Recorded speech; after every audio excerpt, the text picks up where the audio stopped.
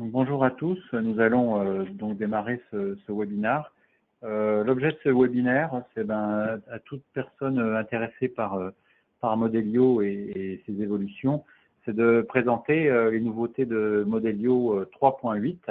Je vais faire une courte présentation. Je suis Philippe Desfray, le responsable produit de Modelio.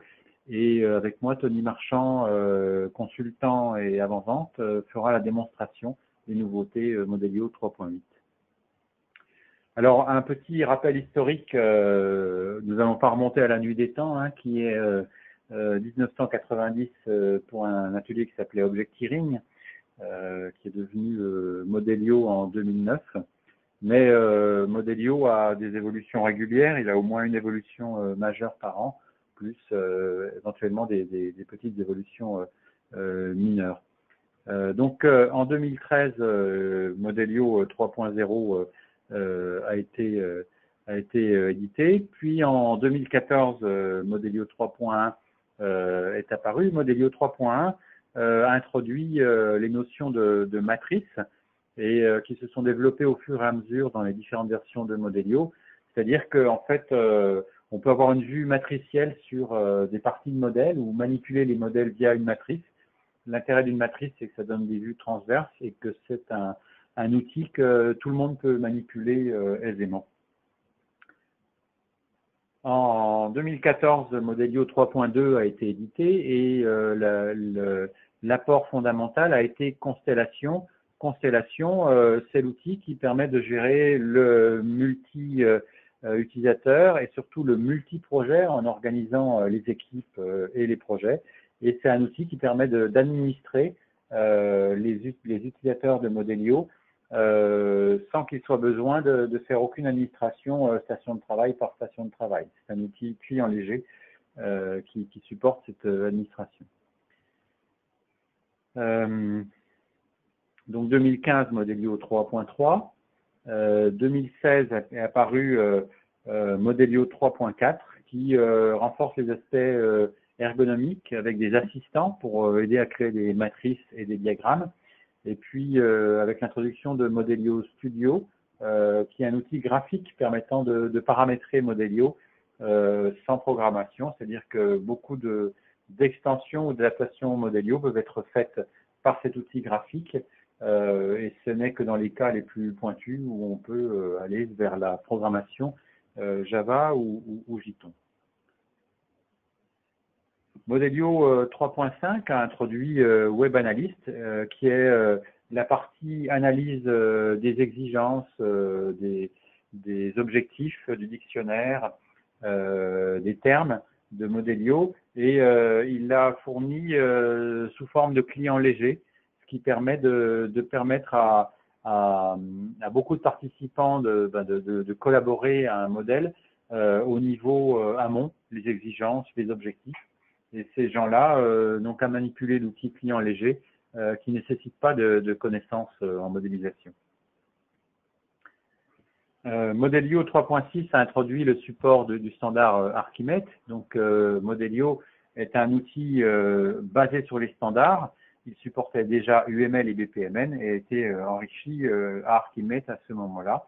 La version 3.6 a introduit aussi un support de l'analyse d'impact qui permet d'analyser les impacts d'une évolution de tel ou tel élément de modèle.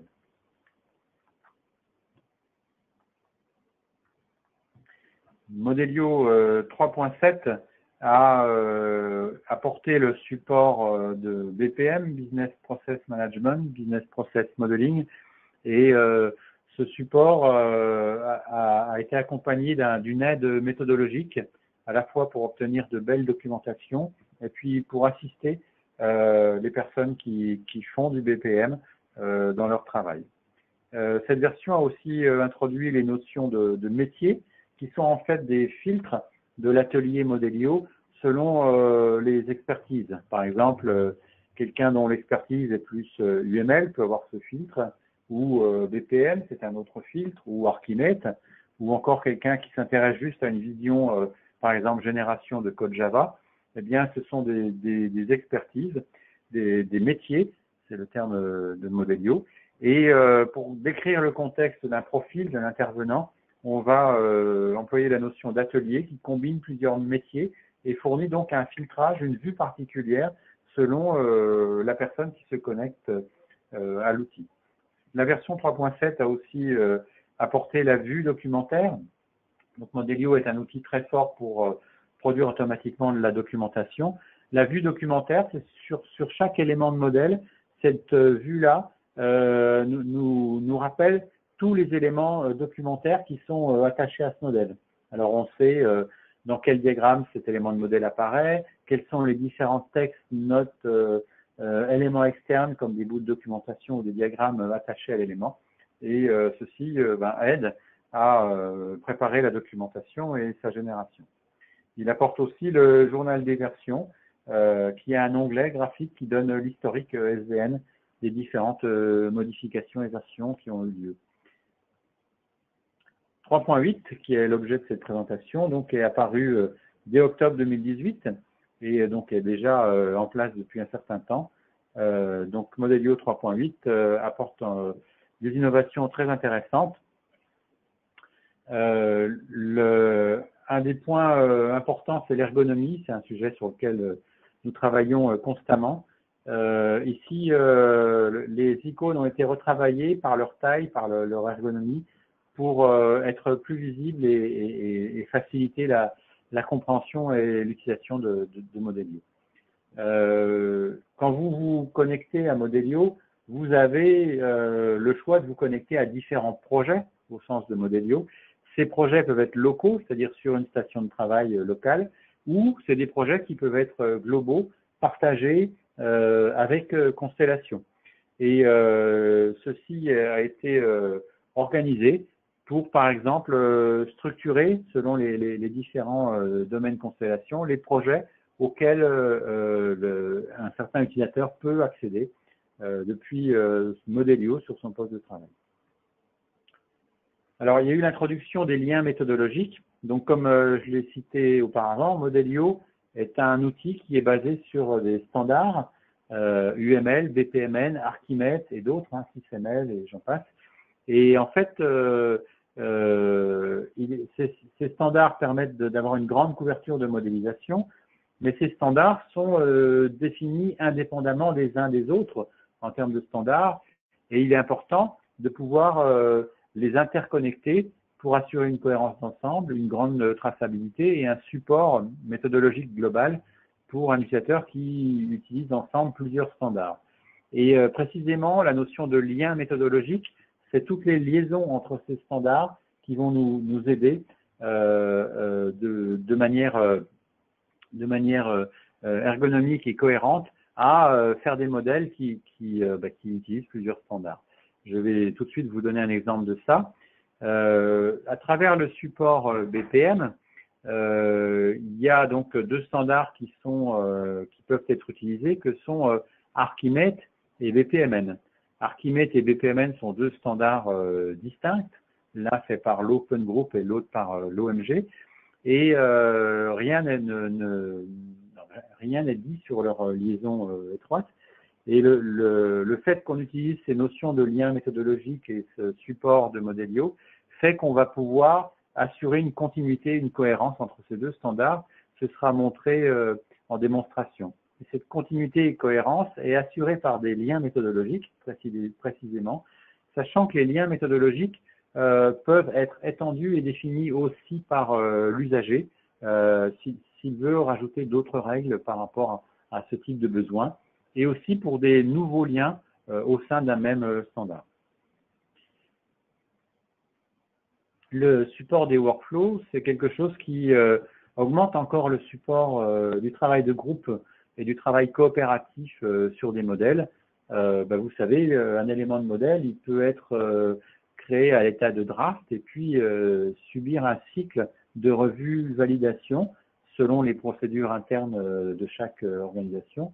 Et le workflow, que chacun peut définir selon sa propre démarche, le workflow va supporter les différentes étapes qu'aura chaque élément de modèle. Et donc, Modelio supportent la démarche des clients à travers leur processus, notamment celui de revue, validation par rapport à la modélisation.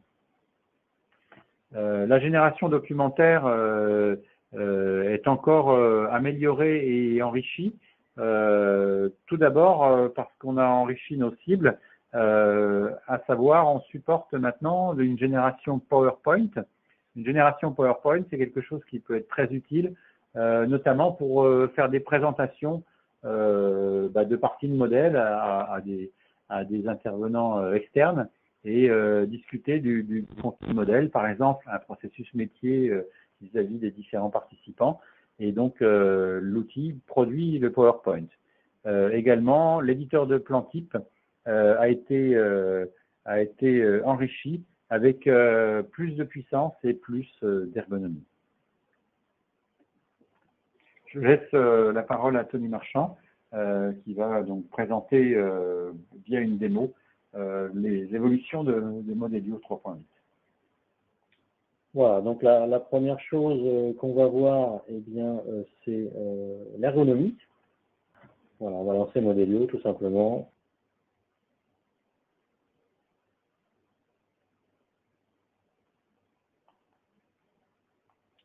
Alors, sous Modelio 3.7, l'espace de travail qui vous était donné, c'était un espace de travail avec l'ensemble des projets à plat, c'est-à-dire que vous n'aviez pas la possibilité de les structurer. Et ces projets pouvaient être des projets locaux ou bien des projets partagés sur le serveur Constellation. Donc, une des premières choses, c'est que vous avez la possibilité, en fait, de créer des dossiers pour ranger vos projets. Voilà. Donc, depuis un projet, par exemple, je peux dire, voilà, ce projet-là, je veux le ranger dans un dossier. Par exemple, on va appeler ce dossier-là projet en cours. Et une fois que ce dossier a été créé, eh bien, vous allez tout simplement par glisser-déposer, aller ranger ces projets dans les différents dossiers. Voilà. Donc, on peut créer autant de dossiers que l'on souhaite. Hein. Par exemple, on peut appeler un dossier V1, on va créer un dossier V2. Et on va donc pouvoir ranger ces projets sur lequel on va travailler. Voilà. Donc cette structuration, après, elle est conservée. Donc dès qu'on relancera Modelio, eh bien, on aura tous ces dossiers avec les projets rangés dans ces différents dossiers. Donc l'autre point important, c'est de pouvoir avoir une vision des projets qui sont partagés sur le serveur Constellation. Donc on a ici, en cliquant sur le deuxième bouton, eh bien, on voit distinctement les projets qui sont locaux et les projets qui sont partagés. Alors, sur les projets partagés, eh bien, on voit également en gris les projets qui n'ont pas encore été rejoints. Donc, ça veut dire que par rapport à mes droits d'accès, j'ai 6 projets sur lesquels je peux me connecter, mais pour l'instant, je ne les ai pas encore rejoints. Et puis, un projet qui a déjà été connecté, donc je peux tout simplement ouvrir. Alors, ça, c'est intéressant, c'est que je peux à tout moment me connecter à un nouveau serveur Constellation, ou bien me connecter à un serveur Constellation qui existe, mais avec un identifiant différent. Donc, par exemple, je peux me connecter avec un identifiant d'intégrateur qui me permet donc d'avoir une visibilité différente. Voilà. Donc, cette opération de connexion à Constellation ne se fait qu'une seule fois. Donc là, on va se connecter tout simplement à un autre serveur avec mon identifiant et mon mot de passe. Voilà. Donc je vérifie la connexion, donc les paramètres ont été bien enregistrés et donc maintenant je vois directement les projets sur ce serveur Constellation. Voilà. Donc pour l'instant je ne me suis pas encore connecté. Et voilà, donc après on se retrouve avec le même fonctionnement qu'en Modelio 3.7, c'est-à-dire que si on veut rejoindre un projet, eh bien il faut cliquer sur la commande rejoindre un projet Constellation. Voilà. Ce projet maintenant apparaît en noir, il est visible et Modelio va tout simplement se connecter. Donc comme avant, hein, la première connexion est un peu plus longue hein, puisque Modelio va tout simplement télécharger la partie du référentiel auquel j'ai besoin d'accéder. Donc on va reprendre un autre projet pour continuer la démonstration. Donc toujours sur l'ergonomie, comme on vous a dit, on a une refonte de toutes les icônes. beaucoup plus grande, hein, donc ça peut permettre sur des écrans en haute définition, eh bien, de ne pas avoir de toutes petites icônes illisibles. Là, vous avez des icônes tout à fait visibles, avec une représentation qui est plus cohérente, plus représentative qu'avant.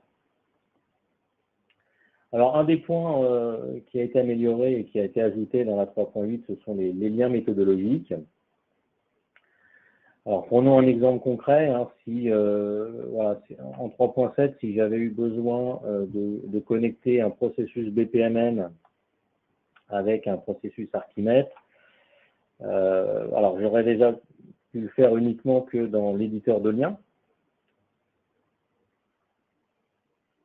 Voilà, donc je vais me mettre en mode édition. Et donc l'éditeur de liens aurait permis, en glissant, déposant un processus, par exemple le processus réservé voyage Archimètre, eh bien je me retrouve avec tout un ensemble de dépendances qui ne sont pas forcément utiles dans ce contexte-là.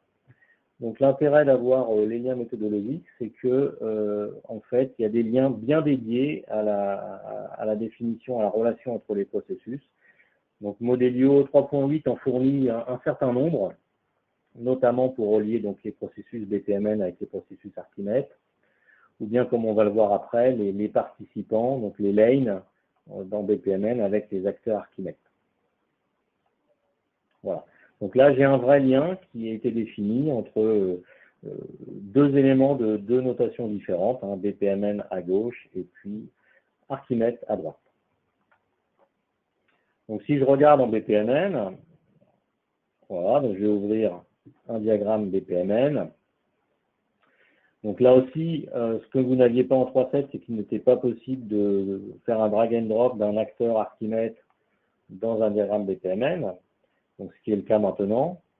Bon voilà, je peux en prendre plusieurs. Et donc automatiquement, vous avez une lane qui est créée. Et cette lane est liée forcément à l'acteur que vous avez glissé dans le diagramme. Et puis vous avez également un lien méthodologique qui a été créé entre la lane et l'acteur, le commercial. Voilà, c'est un lien méthodologique qui s'appelle acteur de processus. Voilà, vous avez la même chose pour les entités métiers. Hein. En Archimètre, on peut définir par exemple la notion de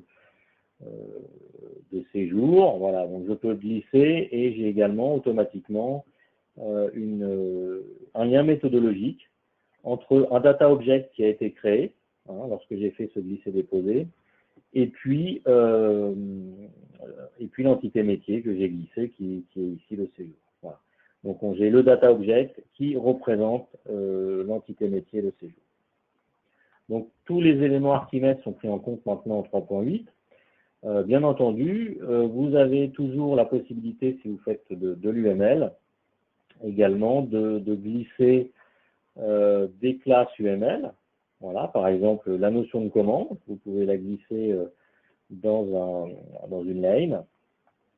Et puis, toujours pareil, vous pouvez également, donc, puisque UML permet de définir par exemple un cycle de vie, donc vous avez la possibilité de glisser un état directement sur l'objet qui est dans la lane pour que eh bien, vous ayez des liens méthodologiques qui soient liés entre le data object BPMN et puis ici la commande, la classe qui est représentée, et puis un lien méthodologique vers un état qui s'appelle en attente. Alors vous avez une vue dédiée à la méthodologie qui va vous lister pour chaque élément sélectionné les liens méthodologiques possibles. Voilà, donc on voit ici qu'il y a 3 liens méthodologiques possibles, un lien alloué qui est autorisé, le lien représente qui permet de lier ça à une classe, ou le lien état qui permet de lier à un diagramme d'état, un état dans le diagramme d'état. Alors ce lien méthodologique alloué, il est intéressant notamment sur les processus BPMN, qui va vous permettre en fait de connecter ça avec des KPI. Donc ça aussi c'est nouveau en 3.8, hein, en plus des exigences, règles métiers, objectifs, vous pouvez définir les KPI et leur définir les propriétés. Voilà. Donc sur le processus BPMN, on va pouvoir, grâce à ce petit assistant, lister tous les éléments disponibles de type KPI. Donc là, j'en ai 2 dans mon exemple. Je vais les choisir et quand je valide, eh bien, je vais avoir donc 2 nouveaux liens méthodologiques entre le processus BPMN et puis les KPI qui sont également dans le référentiel qu'on retrouve ici dans la partie vision, en même temps que les exigences, les règles métiers, les objectifs. Alors, pour avoir un récapitulatif de tous les liens méthodologiques, vous avez également la possibilité de créer une matrice. Voilà, créer une matrice de méthodologie dans laquelle vous allez visualiser tous les liens possibles avec le type de lien qui est défini. Alors, vous pouvez vous focaliser sur un lien particulier. Par exemple, le lien alloué que je viens de créer à l'instant. Donc, bon, là, j'ai qu'un exemple, mais vous pourriez avoir l'ensemble des processus BPMN avec les KPI qui sont connectés. Voilà. Donc, on retrouve dans la petite liste déroulante l'ensemble des liens méthodologiques disponibles en standard. Voilà. Donc, on a le lien représente, par exemple, qui montre les objets BPMN ou les lanes qui sont connectés aux différents éléments. Donc, on voit un acteur client, une classe commande, et puis une entité métier Archimate séjour. Alors, Modelio permet de créer, de définir de nouveaux liens méthodologiques. Alors, je ne vais pas le montrer dans la démonstration parce que vous avez une vidéo qui est disponible, qui a été réalisée par notre équipe support et qui vous montre comment les définir avec l'outil Modelio Studio. Donc, définir ces nouveaux liens méthodologiques en définissant leur nom, hein, comme là, on avait l'exemple alloué, en définissant le type d'élément qu'il est possible en source du lien et en destination du lien.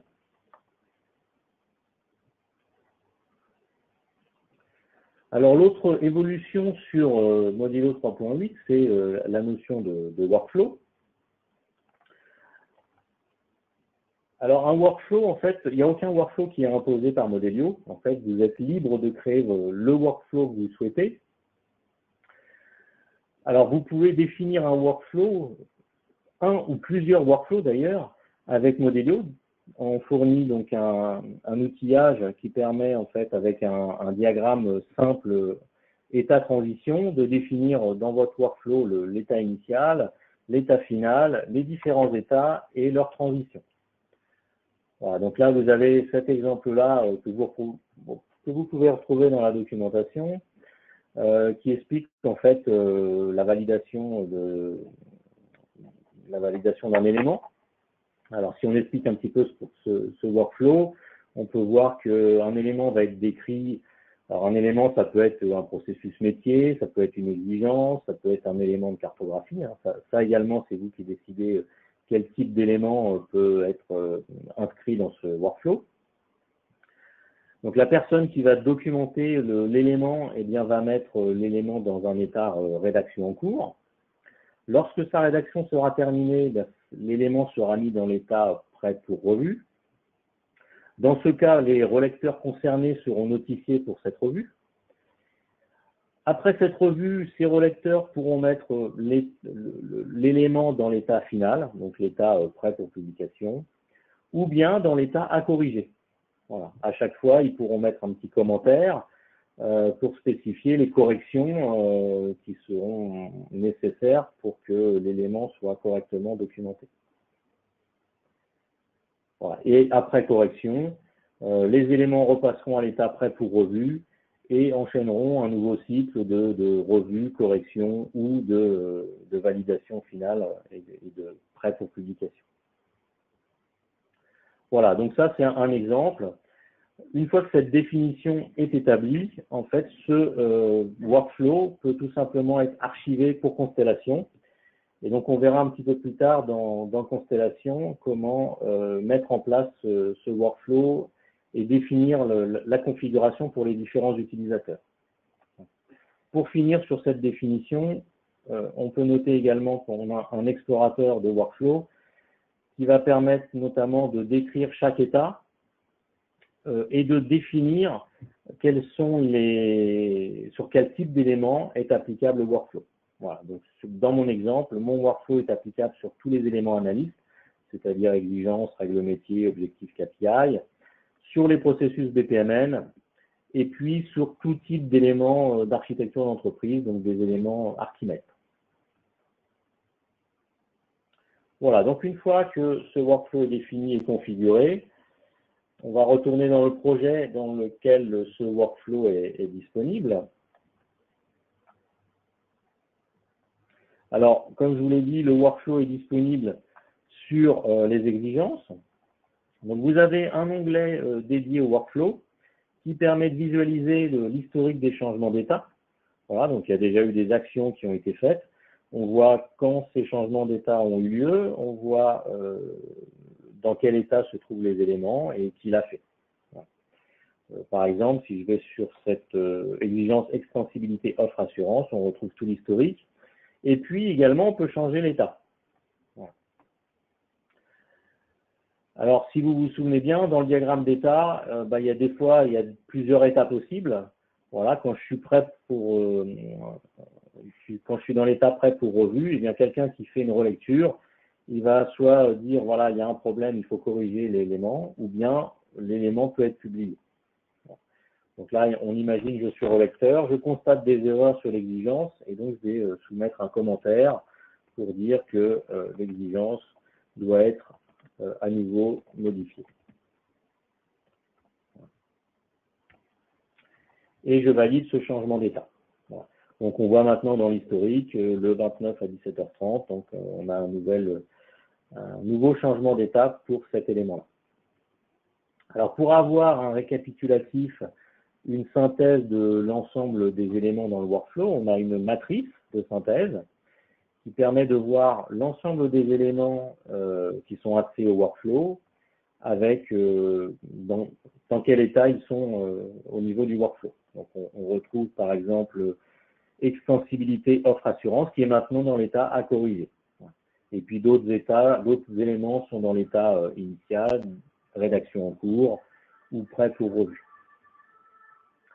Alors une autre façon de voir un petit peu d'avoir une synthèse sur le workflow, vous avez également un rapport qui s'affiche directement dans Modelio, qui permet d'avoir pour chaque élément inscrit au workflow l'état dans lequel il se trouve, mais également le dernier commentaire. Donc on voit par exemple le commentaire que j'ai mis sur exigence doit être modifié, la date de dernière modification, l'auteur, et puis la dernière transition du diagramme d'état qui a été défini. Alors on retrouve également l'explorateur de workflow, le même que je vous ai montré juste un petit peu avant.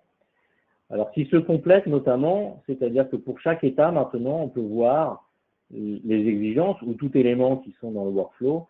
Là on voit par exemple dans l'état à corriger, j'ai bien mon exigence extensibilité offre assurance avec toujours pareil les différents états, l'historique et toujours la possibilité de changer l'état de l'élément dans le processus de workflow.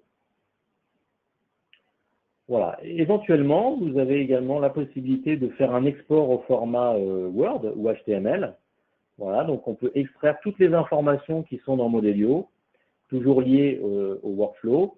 On peut les extraire au format Word, HTML ou au LibreOffice.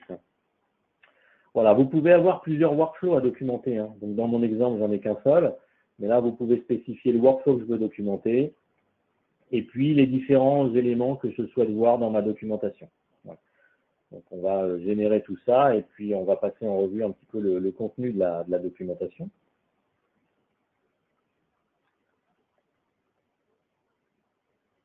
Voilà, donc la première page, en fait, c'est un récapitulatif du workflow.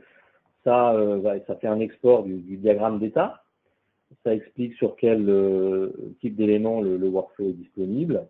Et puis, ça explique également les différents états, leur signification, et puis la description de chacune des transitions pour passer d'un état à un autre. On va passer à la deuxième page, qui va donc, vous allez retrouver un petit peu ce qu'on avait dans l'explorateur de workflow, c'est-à-dire que pour chaque état, on va retrouver les différents éléments, avec la dernière transition, la date, l'auteur et le commentaire qui a été saisi par l'utilisateur. La page suivante, eh bien, c'est un inventaire de tous les éléments. Voilà, donc toutes les exigences avec leur état. Et puis la dernière transition, la date, l'auteur et le commentaire. Ensuite, on retrouve une page avec tout l'historique. Donc là, c'est pour chaque exigence, donc pour chaque élément du workflow, on va avoir les 8 dernières entrées dans l'historique. Voilà. Donc on retrouve ici ce que j'ai fait juste avant, c'est-à-dire que l'exigence extensibilité offre assurance est maintenant dans l'état à corriger. Et puis la dernière page, ce sont des statistiques qui montrent un petit peu le nombre d'éléments qui sont soumis au workflow parmi un nombre d'éléments potentiels. Voilà. Tous mes éléments ne sont pas soumis au workflow, j'ai 82 autres éléments potentiels qui pourraient être soumis au workflow. Donc ça me fait un ratio de 7% seulement d'éléments soumis au workflow. Et puis on retrouve ici, par état, le nombre d'éléments avec leur ratio.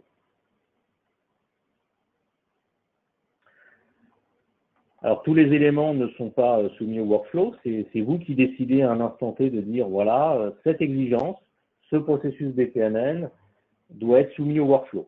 Voilà, donc là je sélectionne mon exigence. Je vais dans le menu workflow et j'ai une commande inscrire au workflow. Voilà.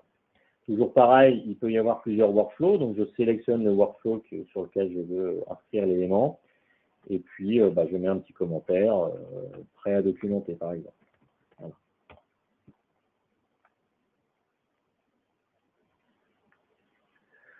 Alors pour informer en fait les autres utilisateurs des modifications, il suffit en fait de livrer les modifications. Voilà, donc c'est l'opération standard de livraison de mes modifications locales vers le serveur Constellation. Voilà. Donc nouveaux états, on va écrire. Alors non seulement ici, eh bien, Modelio va envoyer les modifications dans le serveur Constellation, mais il va également notifier par email tous les contributeurs des différents changements d'état. Voilà. Donc si je regarde par exemple mon email, voilà. Donc là je suis un contributeur et donc je reçois directement depuis le serveur Constellation le fait qu'il y a eu des changements d'état. Voilà, donc bonjour Serge. Tony a mis à jour l'état des éléments suivants dans le projet Discount Voyage pour Archimède. Voilà. Avec la liste de tous les éléments que j'ai fait, l'état précédent, l'état actuel et puis le petit commentaire. Voilà.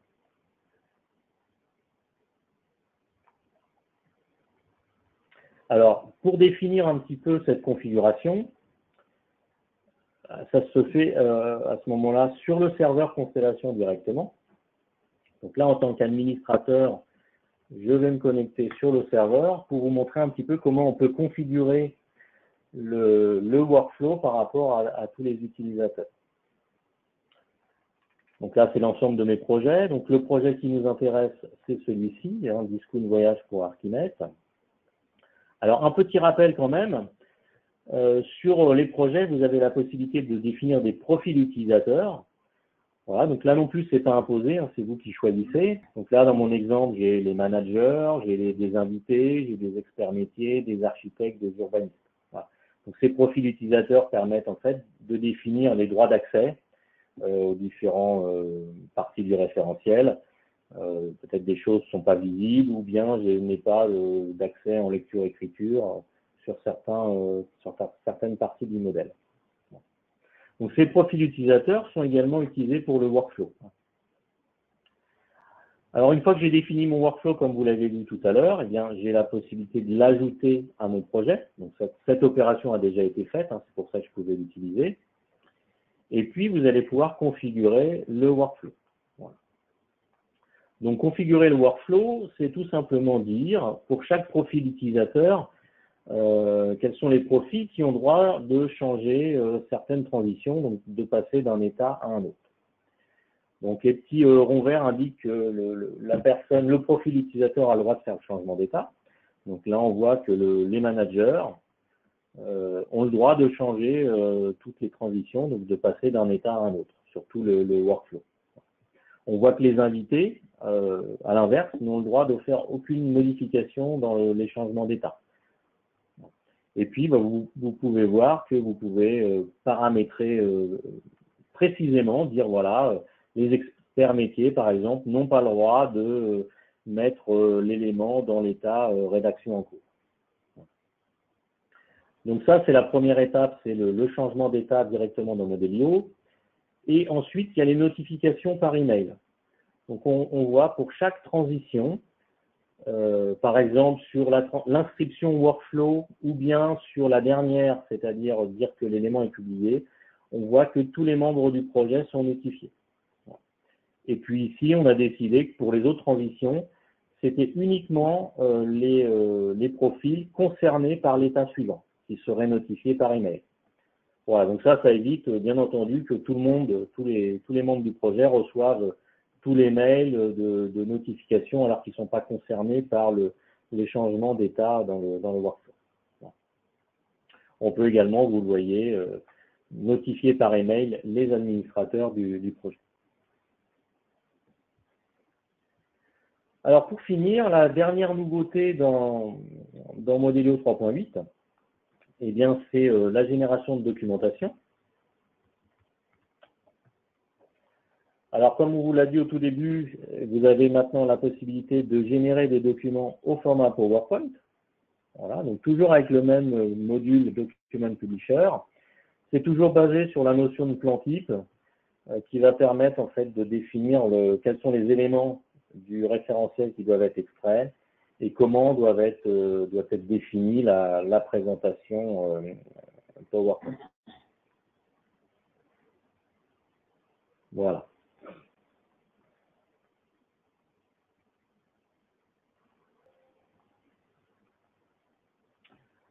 Voilà, donc Modelio a généré, vous voyez, tout un ensemble de slides. Hein. Il y a 39 diapos. Alors, si je me mets en mode diaporama,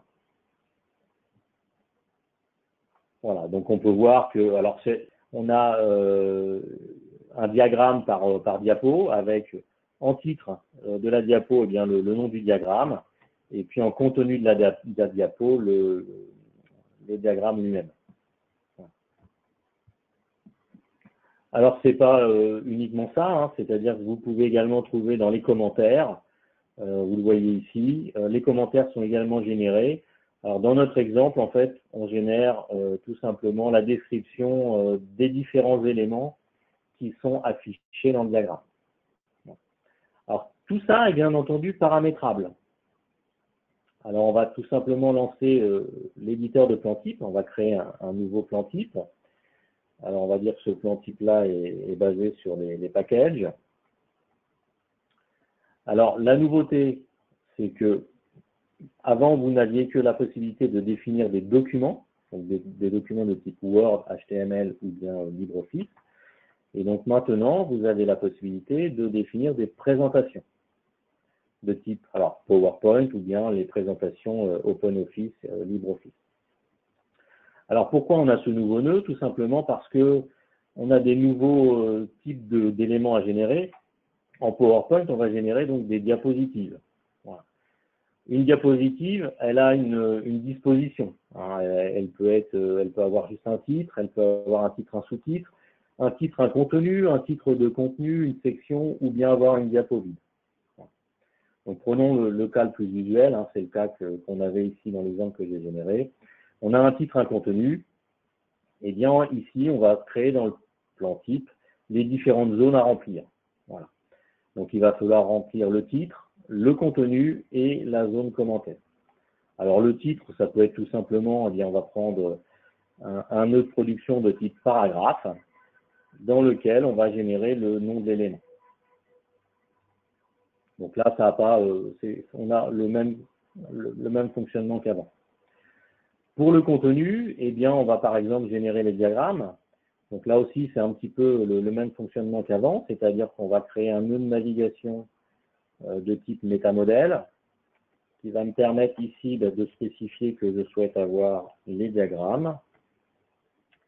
Et on y accède avec la relation qui s'appelle product. Voilà. Alors vous pouvez voir, pour ceux qui ont déjà fait des plans types, vous pouvez voir également que l'agencement des propriétés a un petit peu évolué. Elle est un peu plus intuitive qu'avant. Avant, on avait une propriété en mode vertical et là, les propriétés sont affichées en mode horizontal. Donc, juste pour terminer là-dessus, voilà, une fois que vous avez navigué et récupéré les diagrammes, eh bien, vous allez pouvoir générer le diagramme lui-même. À noter, ce qui est également nouveau en 3.8, c'est que quand vous faites une génération Word, vous avez également des liens hypertextes qui sont générés sur l'image qui va être inscrite dans le document Word. Donc, ça peut vous permettre de cliquer dans l'image dans le document Word et d'aller sur le bon chapitre qui décrit l'élément. Voilà, on va finir avec les commentaires. Eh bien, vous voulez récupérer la note description de l'élément. Eh bien, vous avez maintenant un nouveau nœud qui permet directement d'aller récupérer la note et de la produire sous forme de texte. Voilà. Alors, en 3.7, par exemple, si on voulait faire ce type d'action, il aurait fallu créer deux nœuds, un qui récupère la note et un qui produit la note. Voilà, donc maintenant, on a directement un seul nœud dans lequel vous pouvez définir la note que vous souhaitez récupérer et avec quel style vous voulez générer cette note. Alors, il y a d'autres nouveautés qui ont été ajoutées dans l'éditeur de plan type. Vous avez, par exemple, la possibilité d'ajouter des icônes. Voilà, donc on fait beaucoup ça maintenant dans les nouveaux plans types. C'est-à-dire qu'avant d'afficher le nom de l'élément, eh bien, on affiche également son icône. Alors, ça peut être l'icône de la métaclasse, ça peut être l'icône du stéréotype, et puis ça peut être une icône personnalisée que vous allez aller chercher quelque part sur votre disque. Vous avez également un nouveau nœud de production, qui est la possibilité de récupérer des propriétés MDA. Donc là aussi, c'était assez compliqué en 3.7. Il fallait quelquefois écrire même du code Python pour récupérer certaines informations. Donc là, maintenant, en fait, c'est beaucoup plus simple. Vous avez des listes déroulantes qui vous permettent d'aller chercher, par exemple, des stéréotypes ou d'aller chercher des tables de propriétés ou bien des tags value. Voilà. Et pour finir sur les nouveautés de l'éditeur de plan type, vous avez également un nœud de navigation particulier qui vous permet de revenir en arrière sur le nœud précédent. Voilà, un peu l'équivalent quand vous naviguez sur Internet et que vous voulez revenir sur la page précédente.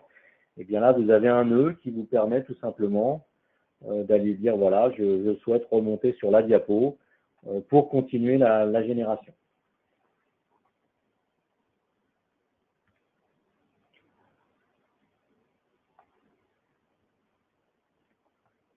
Alors, maintenant qu'on a vu les nouveautés de Modelio 3.8, quelques mots sur la roadmap et ce qui est prévu en 2019.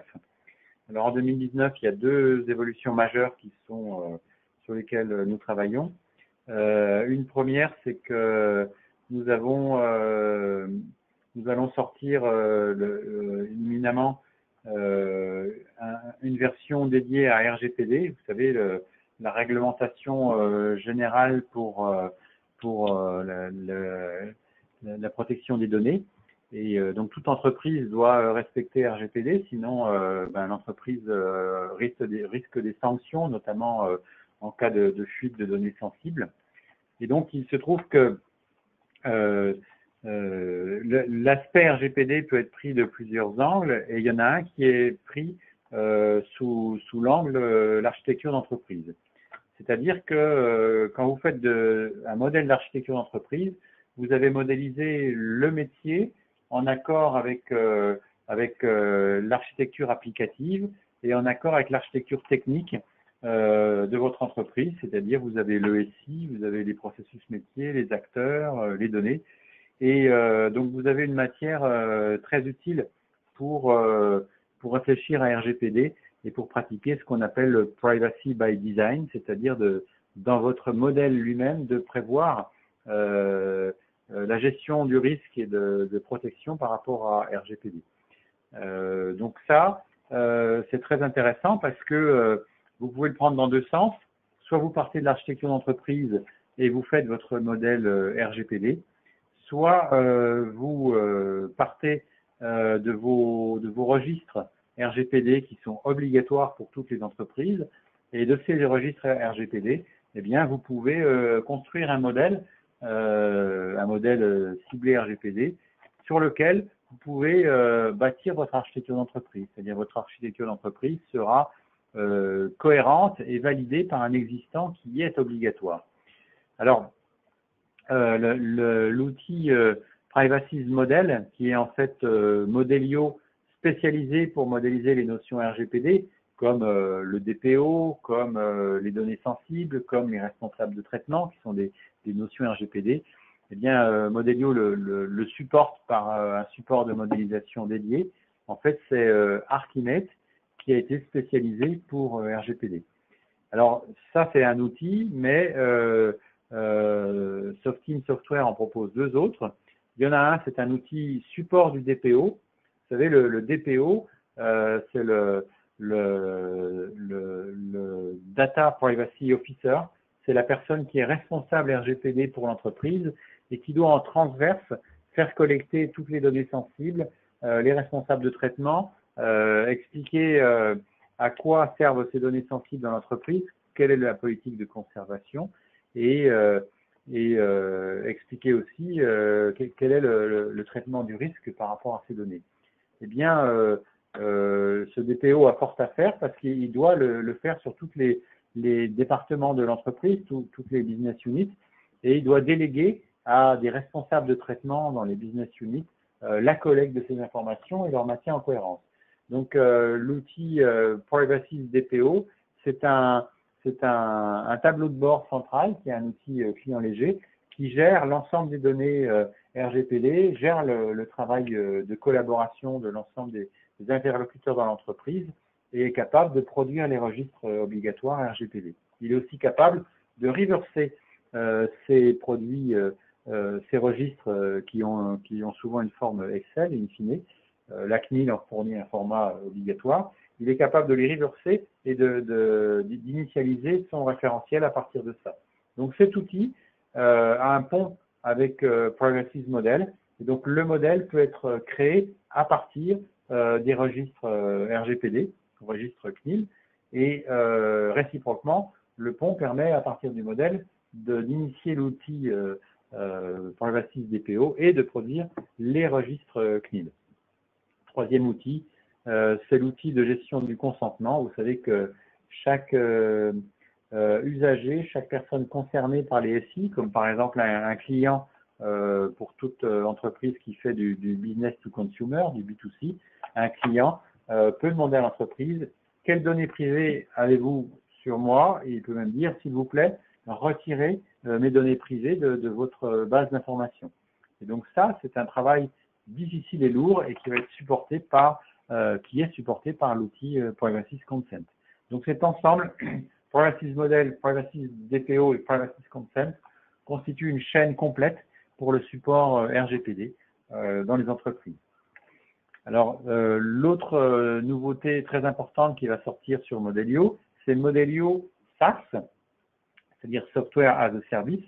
Et donc l'avantage de la formule SaaS, c'est la souplesse, c'est-à-dire que l'usager n'a pas à se soucier de problèmes d'installation, d'administration, de configuration, tout est géré en SaaS. Il n'a pas à se soucier du stockage, de la sauvegarde des données, ceci est hébergé. Et par ailleurs, il prend une formule souple d'abonnement SaaS où on peut réduire ou augmenter ses licences selon les besoins et de manière très, très, très flexible. Donc, dans Modelio SaaS, bien sûr, le support est associé.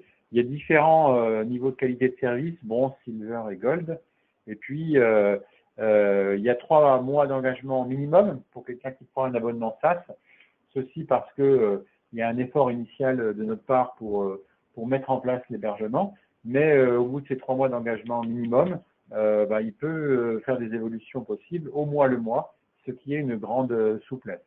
Donc le SaaS quelque chose qui va être fourni vers le milieu 2019 et qui est destiné à apporter une grande souplesse aux entreprises par rapport au support de modélisation. Et donc, vous le savez, Modelio, c'est un outil qui est flexible comme le web, c'est-à-dire que le référentiel peut être distribué à différents endroits dans le web. On peut s'y connecter selon les besoins et accéder à des référentiels distants via le web. On a la flexibilité de pouvoir travailler que le réseau fonctionne ou pas, un peu comme Outlook. Hein. Si vous prenez le train et que vous n'avez pas le réseau, vous avez quand même votre modèle local parce que Modelio, c'est aussi simple comme une app. Il y a une app qui est locale, qui utilise toute la puissance de votre machine et qui travaille sur les données locales de Modelio qui se resynchronisent lorsque le réseau est de nouveau présent. En fait, il fonctionne un petit peu comme, peut-être vous connaissez, des outils comme GoToMeeting, qui sont des clients web. Lorsque vous allez sur GoToMeeting, vous faites un rendez-vous avec n'importe qui, et la personne en face qui n'a pas forcément GoToMeeting, on lui demande simplement de télécharger un petit applicatif, et elle peut travailler avec cet outil. Modelio, c'est pareil. Aucun travail d'administration sur la station de travail.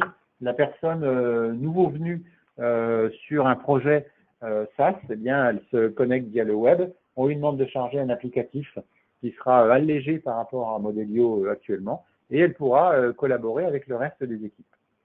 Voilà, donc, et bien sûr, Modelio On-Premise, celui que vous connaissez depuis toujours, reste vivant et valide. Il sera toujours là, toujours maintenu et toujours en évolution. Voici donc pour les grands traits de la roadmap 2019. Donc, on vous remercie de votre attention. On vous souhaite une bonne fin de journée à tous et puis à bientôt.